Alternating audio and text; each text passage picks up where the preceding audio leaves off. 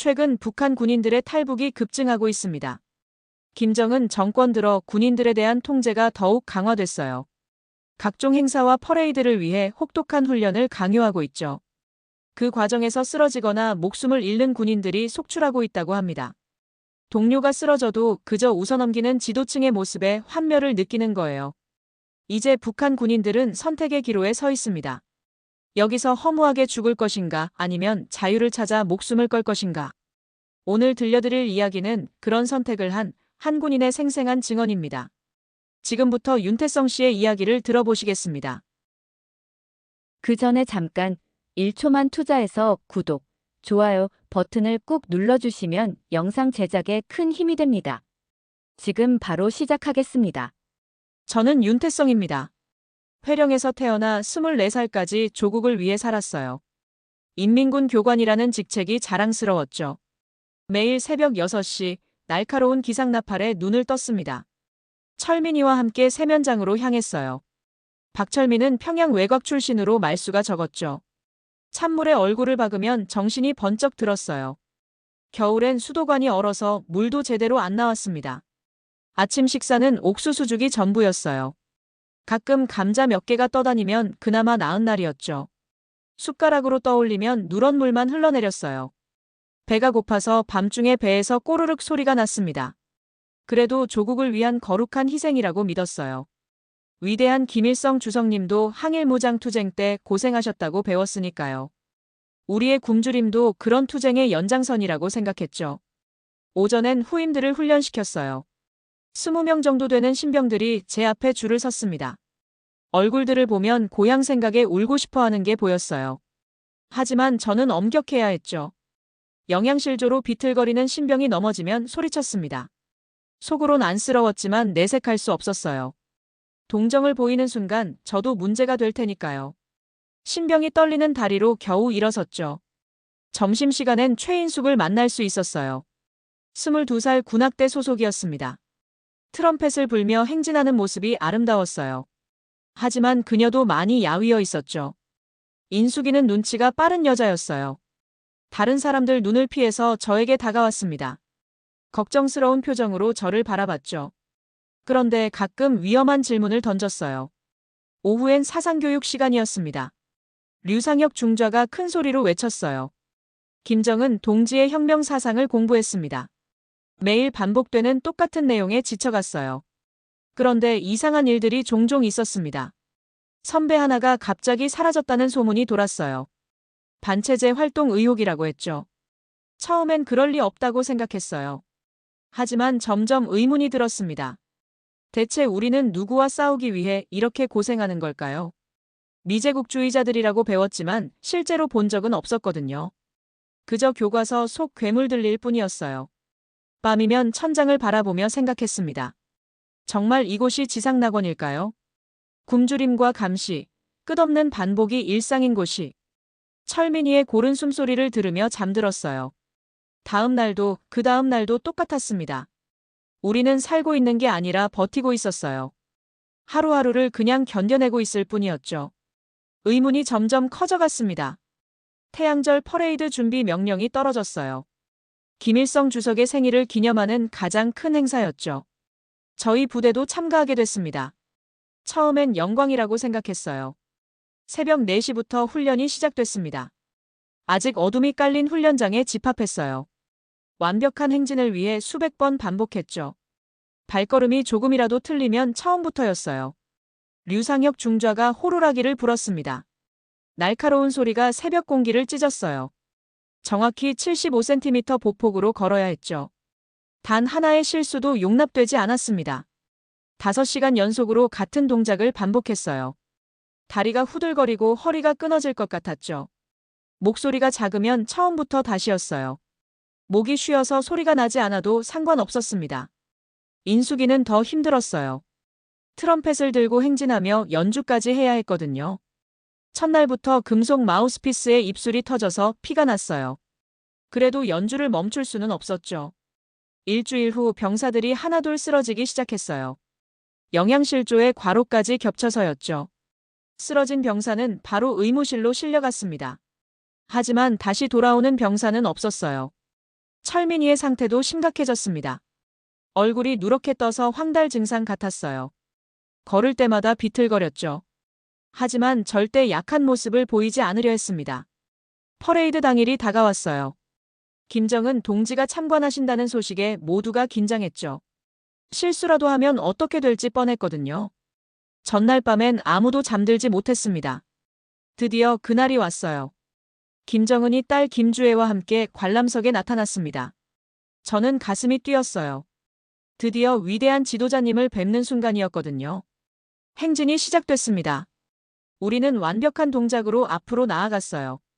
수천 번 연습한 대로였죠. 관중들의 환호성이 들려왔습니다. 그 순간만큼은 자랑스러웠어요. 우리가 세계 최강의 군대라고 느꼈죠. 하지만 그 자부심은 오래가지 못했습니다. 갑자기 앞줄에서 소동이 일어났거든요. 인수기가 비틀거리더니 바닥에 쓰러진 거였어요. 트럼펫이 아스팔트에 떨어지며 쨍그랑 소리를 냈죠. 그 소리가 조용했던 광장에 크게 울렸습니다. 행진 대열이 흐트러졌어요. 저는 식은땀이 흘렀습니다. 완벽해야 할 퍼레이드에 균열이 생긴 거였거든요. 뒤에서 오던 병사들이 멈춰 섰어요. 이런 일이 일어나면 안 됐는데 하고 생각했죠. 그런데 더 충격적인 일이 벌어졌습니다. 김주애가 손가락으로 쓰러진 인수기를 가리켰어요. 그리고는 뭔가 재미있다는 듯이 킥킥거렸죠. 김정은이 입꼬리를 올렸습니다. 김주애는 그 옆에서 무언가를 속삭였어요. 정확한 말은 들리지 않았지만 저에겐 조롱처럼 들렸습니다. 그 모습이 제 가슴을 찢었어요. 사람이 쓰러져서 고통받고 있는데 그럴 수 있다니요. 의무병들이 달려와서 인수기를 들것에 실었어요. 그녀는 의식을 잃은 상태였죠. 창백한 얼굴에 식은땀이 흐르고 있었습니다. 아무도 걱정하는 기색이 없었어요. 행진은 계속됐습니다. 인수기가 사라진 자리는 금세 메워졌어요. 마치 처음부터 그녀가 없었던 것처럼 말이죠. 하지만 저는 계속 그 자리를 바라봤습니다. 퍼레이드가 끝난 후에도 인수기는 나타나지 않았어요. 동료들에게 물어봐도 아무도 모른다고 했죠. 그날 밤 멀리서 총성이 들렸습니다. 몇 발인지는 정확히 모르지만 분명 총소리였어요. 다음 날부터 분위기가 완전히 달라졌습니다. 퍼레이드에서 실수한 부대들이 처벌받기 시작했어요. 우리 부대도 예외가 아니었죠. 식사량이 더 줄어들고 훈련은 더욱 혹독해졌습니다. 인수기의 빈자리가 너무 컸어요. 그녀가 마지막으로 던진 질문이 계속 맴돌았죠. 우리가 왜 이렇게 살아야 하냐는 그 질문 말이에요. 이제야 그 질문의 진짜 의미를 알 것 같았습니다. 퍼레이드 후 철민이 상태가 더욱 심각해졌어요. 매일매일 눈에 띄게 쇠약해져 갔습니다. 아침에 일어날 때마다 몸을 가누기 어려워했어요. 얼굴은 더욱 누렇게 떠서 황달 환자 같았죠. 훈련 중에도 자꾸 비틀거렸습니다. 총을 들 때 손이 떨려서 제대로 조준할 수도 없었어요. 행진할 때는 걸음이 흐트러져서 대열을 망쳤죠. 다른 동료들이 걱정스러운 눈빛으로 바라봤지만 아무도 도와줄 수 없었어요. 그런데 이상한 기분이 들기 시작했습니다. 뒤에서 누군가 날 지켜보고 있는 것 같았어요. 잠든 줄 알았던 동료가 살짝 고개를 든 걸 봤거든요. 밤에도 누군가의 시선이 느껴졌죠. 그날 오후 총검술 연습 중이었어요. 철민이가 갑자기 쓰러졌습니다. 그냥 주저앉은 게 아니라 완전히 의식을 잃고 쓰러진 거였죠. 총검이 바닥에 떨어지며 쨍그랑 소리를 냈어요. 저는 반사적으로 달려가서 그를 부축했습니다. 철민이의 몸은 뜨거웠어요. 고열에 시달리고 있었던 거죠. 숨소리도 거칠고 불규칙했습니다. 류상혁 중좌가 천천히 다가왔어요. 차가운 눈빛으로 쓰러진 철민이를 내려다봤죠. 그리고는 그 차가운 말을 다시 반복했습니다. 쓸모없는 병사는 조국에 필요 없다. 저는 분노가 치밀어 올랐어요. 주먹을 꽉 쥐었지만 참을 수밖에 없었죠. 의무병들이 마지못해 나타났어요. 하지만 그들의 표정에서는 귀찮다는 기색이 역력했습니다. 철민이는 그날 밤 사라졌어요. 의무실에 갔다고 했지만 확인할 수가 없었죠. 저는 밤새 그를 찾아다녔습니다. 하지만 어디에도 없었어요. 사흘 후에 소식을 들었습니다. 한 선임이 조심스럽게 귀띔해준 거였어요. 철민이가 죽었다는 것이었죠. 영양실조와 과로사라고 했습니다. 하지만 저는 진짜 이유를 알고 있었어요. 이 체제가 그를 죽인 거였거든요. 그날 밤 저는 소리 없이 울었습니다. 처음으로 그런 생각을 했어요. 이건 조국이 아니다. 동료들 사이에서 이상한 소문이 돌기 시작했어요.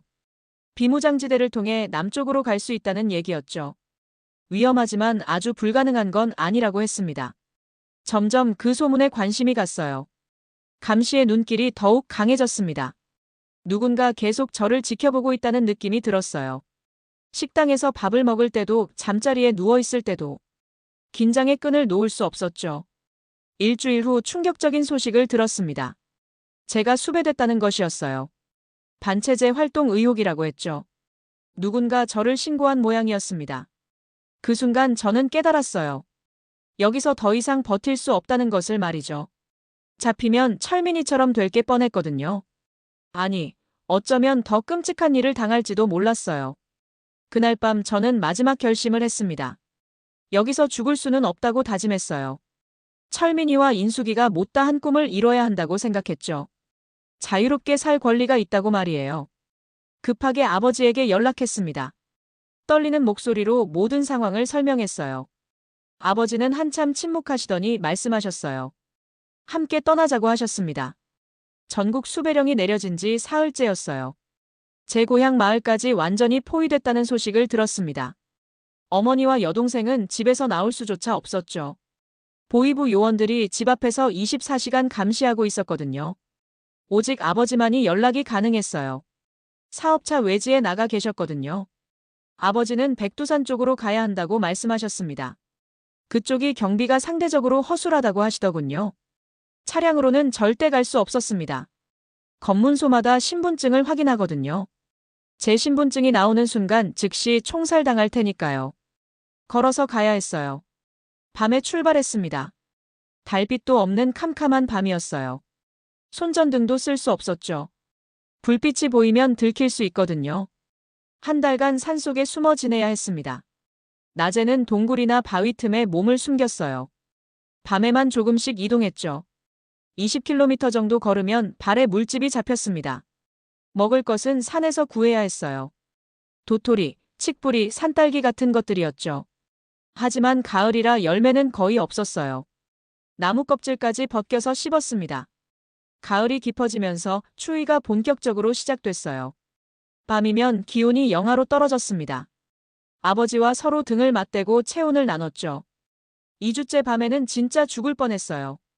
드디어 국경 근처에 도착했습니다. 멀리서 두만강이 보였어요. 그 강 너머가 중국이었죠. 하지만 수비대가 촘촘히 배치돼 있었습니다. 아버지가 예전에 알던 브로커에게 연락을 취했어요. 그 브로커를 통해 변방대 병사 한 명을 매수했습니다. 1시간 동안만 통로를 열어주기로 했어요. 그 1시간이 우리가 살 수 있는 유일한 기회였습니다. 약속된 날 밤이 되었어요. 강가로 조심스럽게 내려갔습니다. 발소리가 나지 않게 천천히 걸었어요. 심장이 터질 것 같이 뛰었습니다. 강물에 발을 담그는 순간 온몸에 소름이 돋았어요. 얼음장처럼 차가웠거든요. 하지만 이제 돌아갈 곳은 없었습니다. 건너야만 살 수 있었어요. 중간쯤 갔을 때 경비견이 짖기 시작했어요. 우리를 발견한 모양이었죠. 깨짖는 소리가 밤하늘에 크게 울렸습니다. 들켰다는 생각에 온몸이 얼어붙었어요. 총성이 터졌습니다. 첫 번째 총소리가 밤 공기를 찢었어요. 물 위로 총알이 날아갔죠. 아버지가 저를 물속으로 밀어넣으셨습니다. 두 번째 총성이 들렸어요. 이번에는 더 가까웠죠. 물속에서 필사적으로 헤엄쳤습니다. 폐가 터질 것 같았지만 참아야 했어요. 드디어 중국 쪽 강가에 손이 닿았어요. 바위를 붙잡고 물 밖으로 나왔죠. 아버지도 바로 뒤따라 나오셨습니다. 우리는 살아남았어요. 중국 땅에 발을 디딘 첫날 밤이었어요. 젖은 옷으로는 추위를 견딜 수 없었습니다. 해가 뜨자 한 조선족 남자가 나타났어요. 40대 정도로 보이는 사람이었죠. 따뜻한 말투로 우리에게 다가왔습니다. 힘드셨을 거라며 동정의 눈빛을 보냈어요. 따뜻한 국물이라도 드시라고 했죠. 너무 고마웠습니다. 작은 오두막으로 안내받았어요. 따뜻한 온돌이 있었죠. 그 남자가 국을 끓여주겠다며 부엌으로 갔습니다. 저와 아버지는 온돌에 누워서 잠시 쉬었어요. 국물이 나왔습니다. 뜨거운 김이 올라오는 게 천국 같았어요. 하지만 아버지가 이상하다며 제게 속삭이셨습니다. 뭔가 느낌이 좋지 않다고 하시더군요. 첫 숟가락을 뜨는 순간 묘한 쓴맛이 느껴졌어요. 평소 국물과는 다른 맛이었죠. 아버지가 제 팔을 잡으며 그만 먹으라고 하셨습니다. 수면제가 들어있을 거라고 하시면서요. 우리는 급하게 자리에서 일어났어요. 그 남자가 무슨 일이냐며 다가왔죠. 하지만 우리는 이미 뒷문 쪽으로 향하고 있었습니다. 그 남자의 표정이 순간적으로 바뀌었어요. 역시 인신매매업자였습니다. 우리는 뛰기 시작했어요. 뒤에서 그 남자가 누군가에게 전화를 거는 소리가 들렸죠. 또다시 도망자 신세가 된 거였어요. 조선족 목욕탕 구석방에서 2주일을 숨어 지냈습니다. 좁고 춥고 냄새도 심했어요. 하지만 안전했죠. 그곳에서 다른 브로커를 소개받았어요. 두 번째 브로커는 믿을만해 보였습니다. 많은 탈북자들을 도와준 경험이 있다고 했어요. 하지만 역시 돈을 먼저 내라고 했죠. 우리가 가진 돈을 거의 다 내야 하는 수준이었어요. 약속 시간에 나갔지만 그 브로커는 나타나지 않았어요. 1시간, 2시간을 기다려도 오지 않았죠. 연락을 취해봤지만 전화도 받지 않았습니다. 완전히 털린 상태가 됐어요. 며칠 후 더 무서운 일이 벌어졌습니다. 위장공안이 나타난 거였어요. 민간복을 입고 자연스럽게 접근했습니다. 신분증을 보여달라고 하더군요. 아버지가 재빨리 상황을 파악하셨어요. 뒷문으로 향하라고 제게 신호를 보내셨죠. 우리는 뛰기 시작했습니다. 뒤에서 휘슬 소리가 들려왔어요. 필사적으로 뛰었습니다. 골목길을 이리저리 헤매며 도망쳤어요. 창고 뒤쪽 쌀가마 사이에 숨었습니다. 온몸이 쌀가루투성이가 됐지만 상관없었어요. 하루 종일 그곳에 웅크리고 있었습니다. 발소리가 들릴 때마다 숨을 죽였어요. 배는 고팠지만 움직일 수 없었죠. 밤이 되어서야 그곳을 벗어날 수 있었습니다. 불법 노동공장에서 사흘간 일했어요. 화장실 청소, 바닥 닦기 같은 일이었죠. 품삯은 거의 없었지만 잠깐이나마 몸을 숨길 수 있었습니다. 그 대가로 트럭에 태워달라고 부탁했어요. 라오스 국경 앞에서 진짜 브로커를 만났습니다. 이번에는 정말 전문가 같아 보였어요. 하지만 역시 돈을 요구했죠. 우리에게는 이미 돈이 거의 없었습니다. 돈이 없다고 말했을 때 그는 돌아서려 했어요. 그 순간 저는 어머니의 사진과 훈장을 꺼내 들었습니다. 이건 제 전부입니다 라고 떨리는 목소리로 말했어요. 그의 눈이 처음으로 흔들렸습니다. 브로커가 그것들을 한참 들여다봤어요. 특히 군 훈장을 오랫동안 바라봤죠. 그러더니 말없이 트럭 문을 열었습니다. 타시오라고 단 2글자만 말했어요. 라오스를 거쳐 태국에 도착했을 때는 정신이 나갈 것 같았어요. 몇 달간의 여행으로 몸도 마음도 완전히 지쳐 있었죠. 태국에서도 며칠을 더 기다려야 했습니다. 한국행 절차 때문이었어요. 드디어 인천공항에 도착했습니다. 비행기에서 내리는 순간 다리가 후들거렸어요.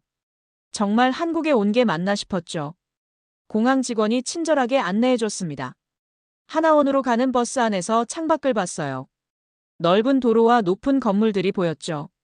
자동차들이 질서정연하게 달리고 있었습니다. 네온사인들이 반짝이는 모습도 신기했어요. 하나원에 도착했을 때는 밤이었어요. 하지만 건물 전체가 환하게 불이 켜져 있었죠. 전기가 이렇게 풍부한 게 놀라웠습니다. 담당자가 나와서 저희를 맞이했어요. 처음 본 따뜻한 밥이 나왔습니다. 하얀 쌀밥에 반찬도 여러 가지였어요. 국물도 진짜 고기가 들어있는 진짜 국이었죠. 숟가락을 들고 한참을 멍하니 바라봤습니다. 첫 숟가락을 뜨는 순간 눈물이 터져 나왔어요. 정말 오랜만에 먹는 제대로 된 음식이었거든요. 아버지도 똑같이 우시고 계셨습니다. 우리는 말없이 울면서 밥을 먹었어요. 깨끗한 이불과 따뜻한 방도 제공받았습니다. 혼자만의 공간이라는 게 이렇게 소중한 줄 몰랐죠. 자유롭게 생각할 수 있다는 게 믿어지지 않았어요. 텔레비전에서는 정치인들을 비판하기도 하더군요. 사회 적응 교육을 받으며 깨달았습니다. 진짜 조국이 무엇인지를 말이에요. 사람이 사람답게 사는 곳이더군요. 굶주리지 않고 자유롭게 말할 수 있는 곳. 철민이와 인숙이가 그리웠어요. 그들도 이런 곳에서 살 수 있었다면 얼마나 좋았을까요? 특히 인숙이가 던진 그 질문이 계속 맴돌았습니다. 이제야 그 답을 찾은 것 같았어요. 하나원을 나온 후 새로운 삶을 시작했어요. 공장에서 일하며 정당한 대가를 받았죠. 월급날의 통장을 확인했을 때의 그 기분을 잊을 수 없습니다. 제가 일한 만큼 정확히 들어와 있었거든요. 하지만 마음 한편에는 늘 빚진 느낌이 있었어요. 살아남은 자로서의 책임감이었죠. 철민이와 인숙이, 그리고 북한에서 죽어간 수많은 사람들을 생각하면 가만히 있을 수가 없었습니다. NGO 단체와 연결돼 강연을 시작했어요. 첫 강연 때는 다리가 떨렸습니다. 마이크 앞에 서니 목소리가 나오지 않았어요. 그런데 철민이의 얼굴이 떠올랐죠. 마이크에 대고 말하기 시작했습니다. 북한에서는 사람이 도구일 뿐이라고. 하지만 진짜 조국은 사람이 사람답게 사는 곳이어야 한다고 말했어요. 청중들이 숙연해졌습니다. 매주 강연을 다니며 이야기했어요. 학교, 시민단체, 교회, 어디든지 불러주는 곳이면 갔죠. 매번 강연할 때마다 철민이와 인숙이의 이름을 불렀습니다. 그들이 꿈꿨던 자유로운 세상을 위해서. 어떤 강연에서는 반박하는 사람들도 있었어요. 북한이 그렇게 나쁠 리 없다고 하는 사람들이었죠. 하지만 저는 침착하게 대답했습니다. 제가 직접 경험한 일들을 차근차근 설명해 줬어요. 해외 강연 요청도 들어왔습니다. 미국, 일본, 유럽 등지에서 북한 인권 문제를 알리고 싶다고 했어요. 처음 해외에 나갈 때는 꿈만 같았습니다. 자유롭게 국경을 넘나들 수 있다는 게 신기했거든요. 외국에서 만난 사람들도 진지하게 들어줬어요. 북한 인권 문제에 대한 국제적 관심이 필요하다고 공감해 주었죠. 세계 곳곳에 북한의 실상을 알리는 사람들이 있다는 것도 알게 됐습니다. 저는 혼자가 아니었어요. 요즘에는 탈북민 후배들을 돕는 일도 하고 있습니다. 갓 남한에 온 분들에게 적응하는 방법을 알려주죠. 제가 겪었던 시행착오들을 반복하지 않았으면 해서요. 그분들도 언젠가는 저처럼 자신의 이야기를 할 수 있을 거예요. 어젯밤에도 꿈에 어머니가 나타나셨어요. 자주 꾸는 꿈이지만 어제는 특별히 선명했죠. 어머니가 따뜻한 미소를 지으며 말씀하시는 거예요. 태성아, 잘 살고 있구나 하시면서요. 오늘도 강연 일정이 있었습니다. 서울 시내 한 대학교였어요. 통일학과 학생들을 대상으로 한 특강이었죠. 젊은 얼굴들을 보니 마음이 벅찼습니다. 마이크를 잡고 학생들을 바라봤어요. 진지한 눈빛들이 저를 향하고 있었죠. 철민이 이야기를 할 때는 목이 메었습니다. 그가 마지막에 했던 말도 전해줬어요. 강연이 끝나고 질의응답 시간이 있었어요. 한 학생이 통일에 대해 물어봤습니다. 북한 주민들과 어떻게 함께 살 수 있을까요? 저는 이렇게 답했어요. 북한 주민들도 우리와 똑같은 사람들이라고. 다만 잘못된 체제 아래에서 억압받았을 뿐이라고 말했습니다. 자유를 주면 누구보다 열심히 살 사람들이라고 했어요. 철민이 같이 순수한 마음을 가진 사람들이 많다고 강조했죠. 집으로 돌아오는 길에 한강을 지나갔어요. 강물을 보니 두만강이 생각났죠. 하지만 이제는 공포보다는 감사함이 더 컸습니다. 그때의 용기가 지금의 저를 만들었거든요. 저녁에는 원고를 써야 했어요. 다음 주 국제 인권 세미나 발표문이었습니다. 이런 기회가 있을 때마다 책임감을 느껴요. 제 목소리가 북한에 있는 사람들의 목소리를 대변하고 있으니까요. 창밖을 보니 서울의 야경이 펼쳐져 있었어요. 한강 위로 서울의 불빛이 반사됐습니다. 너무 밝아서 눈이 시릴 정도였죠. 북한의 밤은 까맸어요. 어둠은 공포였고 자유는 없었죠. 지금은 다릅니다. 지금 나는 살아있어요. 진짜로 살아있습니다. 원고를 다 쓰고 나서 잠시 눈을 감았어요. 조용히 중얼거렸습니다. 철민아, 인수가. 우리가 꿈꿨던 그 세상, 사람이 사람답게 사는 세상. 벽에 걸린 시계가 자정을 가리켰어요. 새로운 하루가 시작되는 시간이었죠. 내일도 또 다른 사람들에게 이야기를 들려줄 거예요. 북한의 실상을, 자유의 소중함을, 그리고 희망을 말이에요. 마지막으로 한 번 더 중얼거렸습니다. 철민아, 우리가 꿈꿨던 조국. 내가 반드시 증언할게. 끝까지 포기하지 않을게. 그것이 살아남은 자의 의무니까. 이제야 진짜 사람처럼 산다는 게 무엇인지 알겠거든요. 내가 반드시 증언할게. 그들의 이름으로 약속합니다.